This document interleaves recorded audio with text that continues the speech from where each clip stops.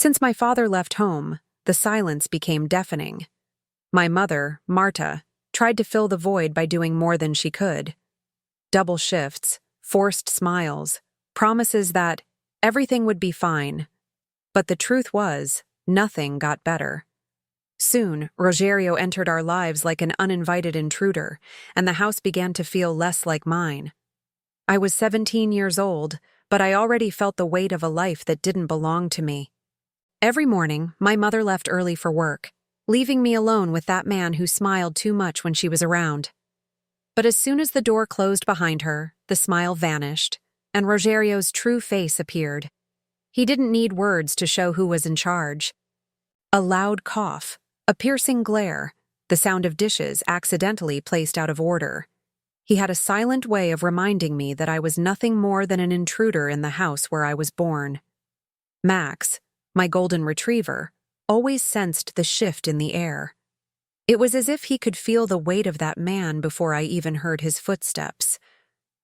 Sometimes Max would sit between me and Rogerio, as if he could protect me just with his presence. I'd whisper to the dog at the end of the day, "We'll get out of this, Max. We just have to wait for the right moment." The days were long. The afternoons, worse. Rogerio always found something I needed to do. He would accidentally spill a pitcher of water on the floor and say in that irritating voice, "Camilla, clean that up. It seems like you've got nothing better to do." When I tried to stand up for myself, when I said I wasn't his maid, he would laugh. Laugh as if the sound of my voice was an unfunny joke. "Your mother would love to know you don't respect the man keeping this house running, wouldn't she?" I knew he was lying. I knew he was using my mother's hard work as a shield, as if being the man of the house gave him the right to trample me. But I could never tell my mom the whole story. When I tried, she would sigh, her eyes downcast, her voice trembling. "Camilla, you're exaggerating. Rogerio wouldn't do that. He just wants what's best for us." It killed me. It was like my mother was blindfolded, unwilling to see the monster I faced every day. At night, in my room, I wondered what I had done to deserve this. Before falling asleep, Max would lay on the rug in my room, resting his snout on the bed as if to say, "I'm here." And that's what kept me going, knowing I wasn't completely alone. But that morning, I woke up with a different feeling. A voice inside me said everything was about to change, that something was coming. And even though I couldn't explain it, I was right. That morning carried a different weight. The sunlight streaming through the window felt more like a spotlight than a warm embrace. My body was tense, as if it knew what was coming before it happened. Max watched me intently, his head low, as if he too was uneasy. I knew I'd soon hear the sound of the door slamming and the silence that would follow, like a warning of something bad. My mom left earlier than usual, planting a rushed kiss on my forehead with a hurried, "Take care of the house, sweetheart," which echoed bitterly. As soon as the door shut, I heard Rogerio's footsteps in the hallway. It wasn't the first time, but that day, something inside me refused to stay silent. I sat at the kitchen table, sipping the last of my cold coffee when he walked in. Rogerio had this presence that poisoned the air, shoulders too broad, a heavy stride, and eyes that were always looking for a flaw. He didn't need to say anything. He opened the fridge, grabbed a pitcher of water, and let it fall to the floor with a deafening crash. Water quickly spread across the floor, mingling with shards of glass. He turned to me, his brows furrowed in a theatrical expression. "You're just going to leave that there?" My heart pounded, but my voice came out steady. "I'm not cleaning it up." He stopped, as if he hadn't understood. For a second, silence swallowed the kitchen. Then he let out a dry laugh, the same one he used to belittle me. "What did you say?" I stood up from the chair, feeling the heat rise to my face. "I said, I'm not cleaning it up. I'm not your maid." The laughter vanished. He stepped closer, his eyes dark like empty wells. Every step he took felt like a punch to my chest. Rogerio pointed a finger in my face, so close I could smell the coffee he had drunk. You live in this house because I let you. Who do you think you are to defy me? My hands were trembling, but I wasn't going to back down. Inside me, a flame I didn't know existed began to grow. For the first time, I didn't feel fear. I felt anger. I'm not yours, and you don't control me. His expression changed, like a storm brewing in the sky. Before I could step away, his hand struck my face so hard my world spun. The impact sent me to the cold floor, the sound of my ragged breathing echoing in the empty kitchen. A sharp pain shot up the side of my face, but that wasn't the worst part. The worst part was the feeling of humiliation, of powerlessness, suffocating me more than the slap itself. If you don't want to do as I say, pack your things and leave, he shouted, spitting the words like venom. Before he could say anything else, Max appeared. It was quick, almost a golden blur. My dog lunged at Rogerio, growling in a way I had never seen before. He bit his hand, and Rogerio screamed in pain, trying to shake him off. Get off me, you damn dog, Rogerio bellowed, but Max wouldn't let go. The entire scene felt like it was in slow motion. It was chaos, yet at the same time, it was as if Max had returned something to me, a part of myself that had been stolen. I took advantage of the moment while Rogerio struggled to free himself from Max's grip. I ran to my room, grabbed my backpack, and started throwing clothes into it with trembling hands. I didn't know exactly where I would go, but I knew I couldn't stay there. I needed to leave. I had to leave. When I reached the front door, Max was already by my side, his fur bristled and eyes sharp, as if waiting for my next command. Rogerio was on the floor, groaning and cursing, his hand marked by Max's teeth. This is the moment, I thought. I opened the door forcefully and took a deep breath of the cold morning air. But as I took the first step outside, my heart froze. There was my father. He was stepping out of his car, his expression confused as he saw me standing there, backpack slung over my shoulder and my face flushed. He froze for a second, as if trying to piece together what he was seeing. Camilla, what happened? Why are you crying? His voice was the last thing I heard before I finally broke down. My whole body trembled, but seeing my father standing there, something inside me collapsed. The tears I had been holding back began to flow like a broken dam. My father, Carlos, looked at me with a mix of confusion and despair. He approached me, his hands gently cupping my face, as if afraid of hurting me more. What happened to you, Camilla? He asked, his voice tense and low, as if he already knew the answer but needed to hear it from me. I tried to speak, but the words came out broken between sobs. Finally, I managed to say in a whisper, He hit me. My father's eyes widened, and he froze for a moment. Then, it was as if something ignited inside him. The look of shock was replaced by pure rage. He didn't say another word. He just turned and stormed into the house like a hurricane. Dad, no! I tried to shout, but my voice came out weak. Max ran after him, growling softly, as if still ready to protect. I stood frozen in the middle of the yard, my heart pounding so hard it hurt. The cold morning air stung my face as the door slammed shut inside. For a moment, silence returned, but it was shattered by shouting. Rogerio's voice came first. What do you think you're doing here, Carlos? Then the sound of something crashing, a chair perhaps, echoed through the house. My father's voice followed, firmer and louder than I'd ever heard it. How dare you lay a hand on my daughter? My chest ached with every word that came from inside. Each sound was a reminder of everything I had bottled up for so long, but it was also a flame that warmed me. For the first time, someone was fighting for me. For the first time, I wasn't alone. I ran to the door and looked inside. What I saw left me paralyzed. My father had Rogerio by the collar of his shirt, pinning him against the wall. Rogerio's eyes were wide, his mask of arrogance completely shattered. Carlos shoved him hard, and Rogerio stumbled, knocking over a vase that shattered on the floor. "Your daughter is a liar," Rogerio shouted, his voice trembling. "An ungrateful brat. I was just teaching her some respect." My father didn't fall for it. "Respect? Respect you, you coward?" He stepped closer again, fists clenched. "I'll show you what happens when someone lays a finger on my daughter." For a second, I thought my father was going to hit him, but something inside me didn't want this to continue. I ran in and screamed, "Dad, stop!" My voice echoed through the room and everything froze. My father was breathing heavily, glaring at Rogerio as if ready to finish him right there. But then, something shifted. The sound of a siren came from the distance, growing louder until it broke through the walls. I ran to the front door and saw the police car pulling up in front of the house. A strange sense of relief washed over me.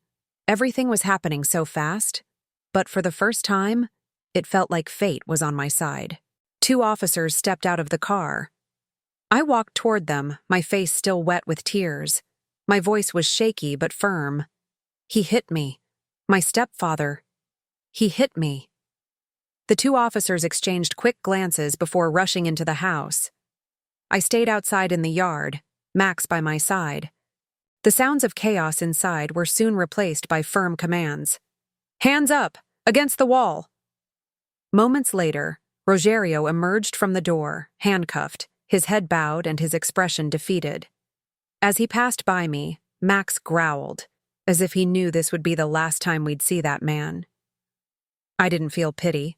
I felt nothing but relief. My father came out right after, stopping beside me and wrapping an arm around my shoulders. He didn't say a word, but the look we exchanged said everything. Then, I heard the sound of a familiar car pulling up. My mother. I turned to see her face through the car window, pale and frightened. She rushed out, her eyes wide, managing only one question. "Camilla, what's going on here?" For a moment, I didn't know what to say. It was as if I needed time to process everything that had just happened. But when I looked at her, the courage returned. I knew she needed to hear the truth, raw and unfiltered, and I was ready to tell her. My mother stood there, eyes wide and face pale, as though staring at the eye of a hurricane. The police car door slammed shut with a dry thud, and Rogerio, handcuffed, slumped into the back seat without daring to look at us. The silence that followed was heavy, laden with unanswered questions. "Camila," my mother murmured, her voice low and trembling. "What's going on here?" She looked at me, then at the police car, and finally at my father, who stood firm by my side. The officers exchanged quick words over the phone, likely confirming some procedure, but my mother couldn't take her eyes off me. I took a deep breath. Everything I had held back for months now rose in my throat, a wave ready to drown me. There was no more fear, no room for doubt. "He hit me, Mom." She blinked, as if the words had physically struck her. "What? No. That's not possible." I stepped forward, my chest burning. "He's been doing this all along. Not like this. Not physical violence, but with shouting, with threats, with—" My voice faltered. "Everything you never wanted to see." My mother's eyes began to fill with tears, and she shook her head, as if still trying to deny the obvious. "But he would never do that. Rogerio took care of us." "Took care of us?" My voice came out sharp, cutting like a blade. "He humiliated me every day. He made me clean up after him like I was a servant. And today he hit me because I said no." Her expression changed. It was as if, for the first time, the blindfold she had been wearing fell away. She looked at me, really looked at me, and saw the marks of his slap on my face. Her hand flew to her mouth, and a muffled sob escaped, mixed with a stifled cry. "Why didn't you tell me before?" she whispered, her voice breaking. "I tried," I exploded, tears streaming down my face. "Mom, I tried so many times. But you never believed me. You always said I was exaggerating, that he just wanted to help." She collapsed. Her legs gave out, and my mother sank to her knees on the ground, crying. Carlos, my father, knelt beside her, placing a hand on her shoulder. Even after everything, he could still be the support she needed. "Marta, now you know," he said softly. "We can't change what happened, but we can do things differently moving forward." My mother just nodded, her face buried in her hands. Part of me wanted to hug her, but another part was still too hurt for that. I loved her, but I also felt anger. Anger that she hadn't seen it sooner. Anger that I had been left alone for so long. Max, who had stayed by my side the entire time, licked my hand as if he knew I needed the comfort. His presence calmed me, reminding me that somehow I was still whole. As all of this unfolded, the officers approached us. One of them, an older man with tired eyes, stepped closer. "We'll need the family to come down to the station to give statements," he said firmly but gently. My father nodded, standing and helping my mother to her feet. Marta looked like a shadow of herself, her eyes swollen and her face streaked with tears. She glanced at me again, as if wanting to ask for forgiveness but unable to find the words. I wasn't ready to forgive her. Not yet. We walked to my father's car, leaving that house behind. For the first time in months, it no longer felt like my prison. I looked at the empty windows, at the dark living room that held so many moments of pain, and I knew I would never live in that place the same way again. As we got into the car, I glanced down at Max, who settled at my feet. My father started the engine, and my mother sat beside me, still silent. The weight of the silence was different now, almost a relief. That day, I didn't know what the future would bring, but I was sure of one thing. Rogerio would never hurt me again. And for the first time, I was ready to start over, with or without the apologies my mother was still trying to find. The police station had a strange smell, a mix of cold coffee and old paper. It was a small place, with peeling walls and narrow hallways where voices echoed like whispers. I sat in a hard chair, staring at my trembling hands. Max wasn't allowed inside, so my father stayed outside with him, trying to keep him calm while my mother and I waited for our turn to speak. My mother didn't say a word. She sat beside me, her face pale and her eyes swollen from crying. I wanted to believe that this helped her understand what I'd been through, but part of me wasn't sure if she really saw it yet. A police officer approached and called us in. We entered a small, stuffy room. I sat across from a desk cluttered with papers as he opened a notebook and began. "I need you to tell me everything, Camilla. From the beginning." I took a deep breath and looked directly at him. I knew this had to be said, every detail. For months, he treated me like a servant. I began, my voice steadier than I expected. Every time my mom left for work, he'd go out of his way to mess up the house just to make me clean it. He said it was my duty because he supported the household. The officer nodded, scribbling notes as I continued. My mother, sitting across the room, listened in silence. I could feel the weight of her gaze on me, but this time, I didn't care. The words poured out like an avalanche, and I wasn't holding anything back. Today, I refused. He knocked over a pitcher onto the floor and ordered me to clean it. When I said no, he came at me, yelling. My voice faltered for a moment, but I pushed on. He slapped me so hard I fell. My mother let out a low sob, muffled by her hand covering her mouth. The officer paused, his eyes lifting from the notebook. "And that's when your dog reacted?" "Yes." A small involuntary smile appeared on my lips. "My dog, Max, jumped on him. If it weren't for him, I wouldn't have been able to get away." The officer nodded, jotting down more notes before looking at my mother. "Mrs. Marta, did you know about any of this?" My mother slowly raised her head. Her voice came out weak, almost a whisper. "No. I didn't want to believe it. I didn't see it. He always seemed so kind when I was around." "Because he knew how to hide it," I said firmly. The officer looked at both of us and closed his notebook. "We'll file everything and issue a restraining order against him. He won't be allowed near you again, Camilla." When we left the room, the cold air of the hallway brought me back to reality. My father was leaning against the wall, with Max sitting faithfully beside him, like a loyal guard. When he saw me, he came over and wrapped his arm around my shoulders. "It's over, sweetheart. It's over." But I knew it wasn't that simple. It wasn't just about Rogerio being arrested.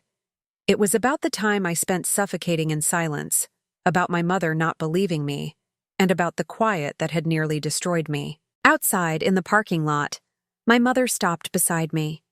She looked small, as though the weight of everything had finally come crashing down on her. "Camilla." She called my name with a broken voice. "Forgive me, sweetheart. I should have listened to you. I should have seen it sooner." For a moment, I just stood there looking at her. Part of me wanted to hug her, to tell her everything was fine, but it wasn't. Not yet. "I need time, Mom," I replied honestly. She nodded, tears streaming down her face once again. My father gently pulled me close, and Max let out a low bark, as if he understood this was the start of something new. We got into the car, and through the window, I watched the police station fade into the distance. The sky was clear, an almost unreal shade of blue, as if the world itself was starting over. In that moment, I realized the worst was behind me. But what lay ahead? I didn't know. All I knew was that for the first time, I was free. And that was enough to start over. Time has a strange way of healing things. Not because it erases what happened, but because it teaches us to look back without getting lost in it. That's how I began rebuilding my life. One step at a time. After that day at the police station, my mother and I returned home, a home that no longer felt the same. Rogerio was no longer there, but the walls still seemed to whisper everything that had happened.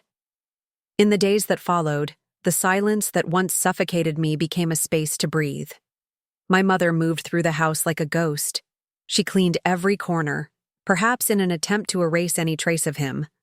I didn't know if it was guilt or regret, but I saw her cry often when she thought I wasn't looking. I wasn't ready to embrace her, but little by little, the resentment began to fade. My father, on the other hand, became a constant presence again. He spent most afternoons at the house, fixing small things, or simply sitting quietly with me and Max in the backyard. Even without saying much, he seemed to understand that I needed time to sort everything out inside me. "No need to rush," he told me once, tossing a ball for Max. "You're already stronger than you realize, Camilla." It was my father, in fact, who helped my mother make a difficult decision: selling the house.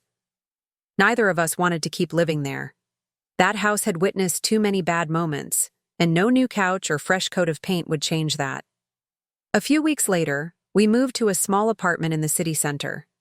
It was simple, but it was new. A fresh start. As for Rogerio, consequences came swiftly. The report filed at the police station was just the beginning. During the investigation, they discovered that he had a history of abuse in previous relationships. He was far from the good man my mother believed him to be. When everything came to light, my mother was called in to testify, and I saw in her face the weight of realizing just how wrong she had been. Rogerio was convicted and sent to prison. "He'll never come near us again," my mother told me one day, her voice firm. It was in that moment I realized she was trying to start over in her own way. Maybe she was trying to forgive herself for not believing me earlier.